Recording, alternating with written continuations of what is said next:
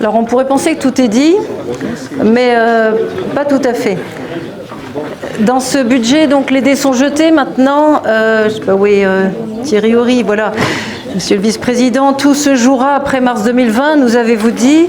Presque tout finalement, puisqu'on nous fait voter un budget plutôt que d'habitude, ce qui rend les comparaisons impossibles puisqu'il n'y a pas de report. Donc on ne peut que faire une conclusion d'un bilan, en quelque sorte, à l'image de ce mandat très mouvementé où l'on a satisfait beaucoup de caprices d'en haut, avant de se concentrer sur la qualité du service à rendre. Est-ce qu'il n'est pas temps maintenant de revenir au bon sens pour dépenser juste l'argent public? On doit se donner pour exigence d'évaluer nos politiques systématiquement avec des indicateurs de résultats transparents et ouverts. C'est-à-dire dont chacun puisse se saisir. Nos concitoyens, les entreprises que l'on taxe, attendent cela de nous. Un élu municipal le sait fort bien, mais les dirigeants du club des grosses communes ont souvent du mal à l'admettre. Et ça, il faut que cela change. L'ère des dépenses inconsidérées est terminée et il y a encore beaucoup à faire pour l'avenir. Souvenons-nous, fin 2015, vous nous annonciez l'année de tous les dangers. Cette année, oui, elle a été vécue par les contribuables en 2016 avec l'augmentation des impôts, de la taxe d'habitation, 10%, de la taxe foncière, 92%, percutée par l'inauguration du Palais des Congrès. Et pour ce budget, à l'époque, j'ai retrouvé les traces donc, des discussions. Vous avez eu le désaveu même de ceux qui vous avaient élus et qui ont voté soit avec leurs pieds en n'étant pas présents, soit en votant contre. Aux opposants, vous parliez de bêtises. Thierry Horry, lui, parlait d'une bande d'élus irresponsables. Dominique Gros a déclaré « Rien ne changera dans les prochaines années, ce sera même pire ». On parlait, je le rappelle, d'augmentation des impôts. Et François Grosdidier, nous n'avons pas le choix, même si nos concitoyens en ont ras-le-bol, sinon c'est la baisse des services publics. Là, je donne un avis aux électeurs en mars prochain sur ces différentes déclarations. Alors on lit dans ce document pas mal d'autosatisfaction, on se croirait à la ville de Metz. La bonne gestion de la collectivité a permis de stabiliser l'endettement.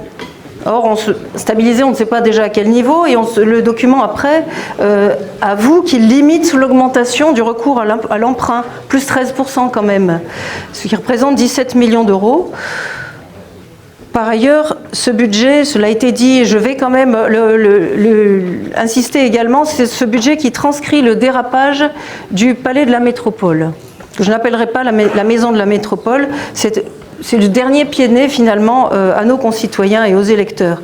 Parce que, excusez-les, ils n'ont peut-être pas la hauteur de vue pour comprendre vos justifications. Je suis obligée de citer un compromis entre la nécessaire contrainte budgétaire. Alors je ne sais pas où il y a une contrainte quand on passe d'un projet à 26 millions d'euros au départ pour en arriver à plus de 35 millions. Qu'est-ce que ça serait sinon? Et je cite encore l'ambition d'un équipement totem de la métropole à l'opérationnalité optimisée et offerte sur le territoire. Alors est-ce que ça vaut 2,7 millions de plus? Je ne crois pas. Ce budget, encore de l'autosatisfaction, illustre la maturité de la collectivité, je cite, pleinement opérationnelle et à la manœuvre pour préparer l'avenir. Maturité, pas tout à fait encore, moi j'ai plutôt l'impression d'une crise d'ado, avec la fuite en avant qui la caractérise. L'avenir, il faut l'aborder avec le sens des responsabilités et des priorités, en consolidant d'abord les évolutions majeures qu'on a connues pour mieux équilibrer notre territoire. Deux exemples précis. Tout à l'heure, mon prédécesseur a évoqué une étude à 100 millions d'euros sur le devenir de l'espace urbain autour de la gare, dans une approche innovante s'appuyant sur la concertation et la co-construction citoyenne. Là, je cite évidemment, ce n'est pas ma prose. Alors, si vous y croyez vraiment à cela, vous auriez fait une consultation citoyenne justement sur la construction du Palais de la Métropole ou encore sur le Palais des Congrès, parce qu'il ne s'agit pas seulement juste de ce point où il y avait en effet le pôle multimodal de demain, on aurait dû le faire, mais également de toute cette ZAC de l'amphithéâtre qui a été bétonnée, saturée de béton. Il est bien non, évidemment, il faut s'interroger sur le devenir de cet espace.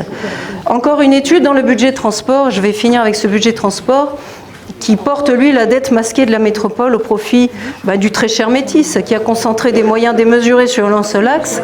Certains veulent remettre une pièce, voire plusieurs, dans la machine. On a acheté trois nouveaux bus. J'en ai parlé lors du DOB et j'en reparle. Il y a un défaut de fiabilité qui s'est encore démontré au mois de janvier avec la perte d'une roue. Mettez-vous à la place du piéton qui aurait été à côté de cet accident. Et cela vient ajouter à la dégradation des conditions de travail des agents.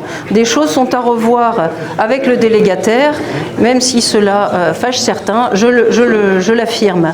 Et je rappelle que dans le débat d'orientation budgétaire, je demandais la mise aux normes réglementaires des ralentisseurs qui serait importante pour les usagers, pour le matériel et pour les conducteurs. Alors plutôt que d'une étude sur cette troisième ligne de Métis, je pense qu'il faut orienter cette étude vers l'amélioration du réseau pour toutes les communes avec des bus rénovés en capacité de répondre à la demande. C'est clair maintenant qu'il faut concentrer les efforts de la collectivité sur les priorités partagées dans l'esprit de la charte de gouvernance qui avait été adoptée. Les attentes des communes peuvent être différentes. D'abord, améliorer le service public, et je pense évidemment à la conteneurisation des ordures ménagères, avec comme fédérateur le soutien au développement économique dont on a parlé tout à l'heure.